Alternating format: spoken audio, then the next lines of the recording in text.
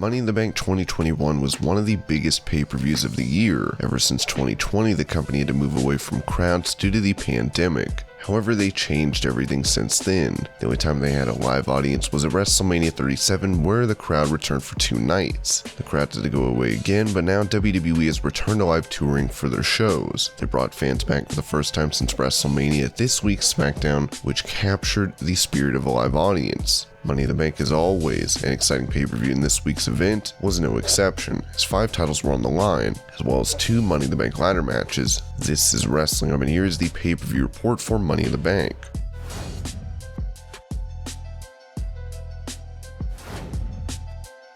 The Mysterios and the USOS faced each other in the opening match of the night. They were on the kickoff show, oddly enough. The SmackDown titles were on the line, and it was obvious from the beginning that both teams were willing to do anything in their power to defeat each other. RHEA and DOMINIK dominated at different points of the match against the USOS, but the greater tag team experience of the Samoan brothers worked in their favor. The USOS managed to isolate Dom and RHEA at different points. RHEA looked like he was about to win as he went to hit the 619 on Jay. However, Jimmy took the 619 for his brother, taking the knees to the back of his head. Jay took advantage, getting a super kick, followed by the USO splash to almost get the win. RHEA still kicked out. Dom tried to get involved in the match, but Jay and Jimmy took him off the turnbuckle. Jimmy then rolls up RHEA as Jay supported him by putting his feet on his brother's back. That was enough, as the questionable tactics played in their favor. The USOs defeated the Mysterios to become the new SmackDown Tag Team Champions, as every member of the Bloodline now holds titles.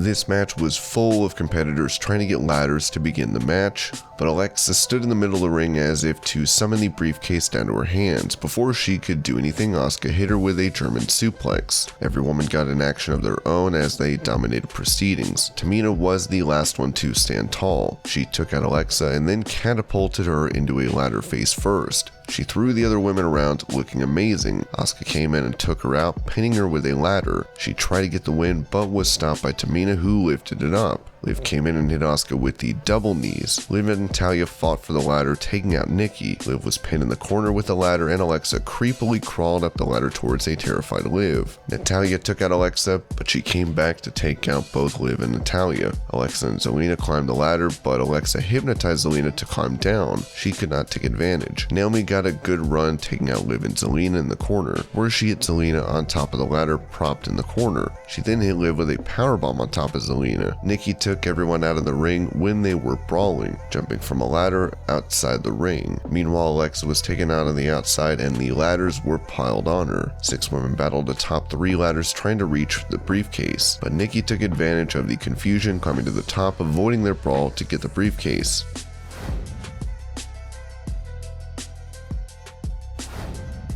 OMOS started the match, and the Viking Raiders did the clever thing, and both of them attacked the Giant together, not taking any chances against the superstar, though OMOS managed to get both of them down. AJ Styles came in next and was taken down by Eric, who slammed him to the mat with authority. Eric then took out AJ, slamming Ivar down on top of him. AJ hit a hard knee by Eric and still kicked out. AJ managed to send Eric out of the ring, and OMOS then tossed him out of the ring on top of Eric and converted the dive into a Hurricane Rana. In the ring, Eric took out AJ, and the Viking Raiders tried to isolate him. AJ managed to get OMOS. The moment he came in, things changed. He knocked down Ivar and caught his dive to hit him with a body slam. Eric and Ivar hit back on AJ, working on him. They dominated the star and hit the springboard into the clothesline, which Eric turned into the German suplex. AJ stopped them, and OMOS came in and took out Ivar. The Viking Raiders took out OMOS out of the ring together. They then hit the Viking Experience on AJ. OMOS broke up the pin, throwing Eric on top of the cover to keep things going. OMOS stopped Eric's rush at him and connected with the double-handed chokeslam to pick up the win, as AJ Styles and OMOS defeated the Viking Raiders to retain the Raw Tag Team title.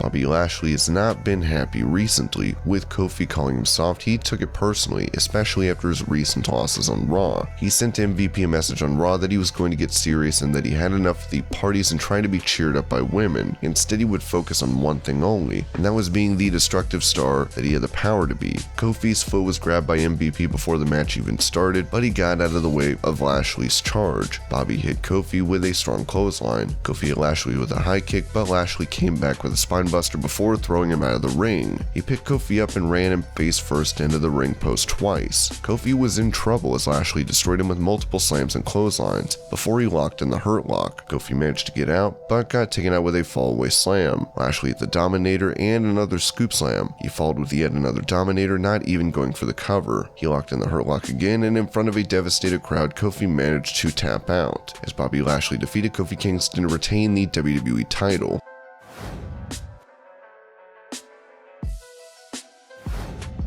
Rhea Ripley seemed to be in charge in the beginning as Charlotte let the fans get to her. Flipping off the fans all around her, Rhea dominated the early parts of the match before Charlotte fought back and avoided a dive by Rhea. Immediately after, things changed as it was clear that Charlotte was back in charge, all while fans either booed her or chanted that they wanted Becky. Rhea took Charlotte out of the ring and hit Charlotte with the running senton. Charlotte reversed Rhea's electric chair with a sunset flip, and then Rhea came back with a vertical suplex out of nowhere. Charlotte took Rhea out of the ring and hit her with a moonsault before then reversing the Riptide in the ring with a DDT for a near fall. Flair fought, but Rhea fought back and went for the superplex. Charlotte dropped her down and hit the natural selection from the top rope. Rhea still kicked out. Flair went for the figure eight, but Rhea took her out, and Rhea fell with her head on the turnbuckles rather awkwardly. Charlotte went out of the ring and sent Rhea's foot into the steel steps and battered them again and again with the big boots. She then put Rhea in the figure eight leg lock, and that was it. Charlotte Flair defeated Rhea Ripley to become the new Raw Women's Champion.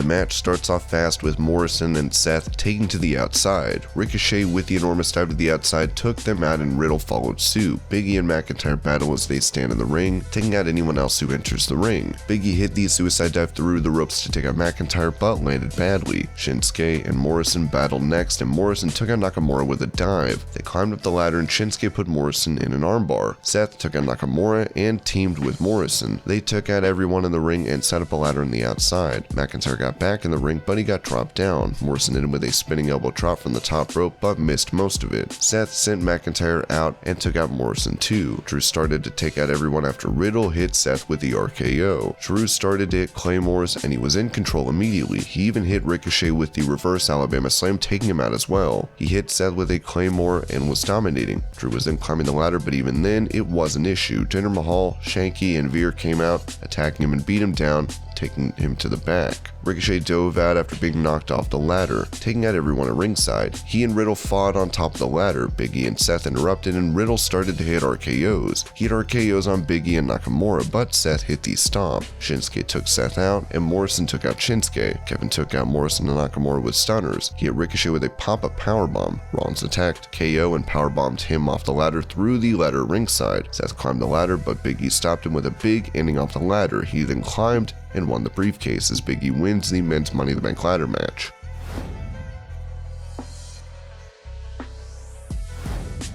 Edge worked on Roman early on, getting the advantage by hitting Roman with the slap. Roman got angry and started to fight back and beat him down. Edge fought back and worked on Roman's left arm, focusing all of his rage on it. Samoan drop on the outside helped Roman get the advantage back. Roman beat down Edge and sent him into the ring post again, and Edge looked like he was in a lot of trouble as he was absolutely dominated. Edge tried a backslide for a near fall and then moved out of the way of the big right and hit an Edge-o-matic to get another near fall. He hit the facebuster and then the execution, getting another near fall.